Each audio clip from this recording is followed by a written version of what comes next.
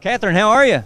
Great, how are you? I'm just fine. I'm here at Caffeine and Octane, and I want to welcome you to Hot Rod Madness. This is the driver of the Delta Wing.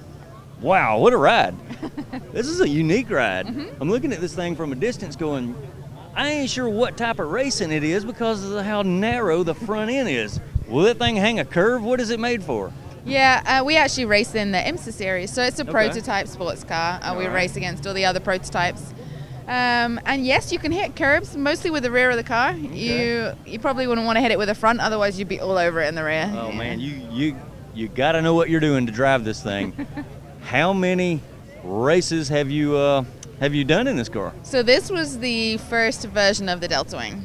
And this debuted in, I think, 2012, 2013. All right. And I was there from pretty much the beginning, from the April that year in this version. And then a year and a half later, we switched to a coupe. Wow. So it's been 4 years now. And this is the last year of the Delta Wing in the IMSA series. And Dr. Panoz is going to be making road cars out of it. So it's going to be pretty cool. And what a unique driver we have here too, viewers. What enticed you to do some racing? I mean, a young lady said, don't you want to go to college and do a clothing line or something, or does that come later? I think that's, no. I started racing when I was 9 years old. 9 years old. 9 years old. The lady has a need for speed, just like us guys, man. Absolutely. And you know what? Being skinny and lightweight, I bet you don't weigh nothing in that car. It has its advantages. Yeah, I bet it does. That's probably why other people choose young ladies. I hear the reaction time in drag racing, the young ladies are better at that. Yeah. Maybe. I ain't saying nothing against guys. However, I think that it's the only sport we can compete equally because it's not about outright strength. Yeah. You know, I raced IndyCar for a few years as well, and I was in the gym every day, but it's repetitive strength, not outright strength. So there's absolutely no reason why we shouldn't. And like you say, there's the weight advantage when you've got driver change. It's the regulation stipulates the car weight, not the driver weight. So the lighter you are, the better. So they don't feed me on race weekend. Yeah, I'm looking at the cockpit going, man, that's all business in there, and that's a tiny little cockpit in there. You got to be skinny to get in there. In and out, and do driver changes within 20 seconds. Right. Wow, that's amazing. Yeah. I bet it's a blast too. I bet it's fun to drive. It's awesome to drive. And the way the car is shaped, I bet you gotta really get some seat time in it to know what you're doing.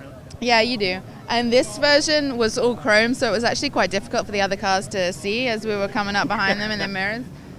That's one more question I had. Are you purposely blinding the other drivers with the chrome car? Got to do what you got to do. Hey man, whatever advantage you can get, I guess that works. Exactly. And what a unique design, man. I'm looking at it. It looks like a rocket ship.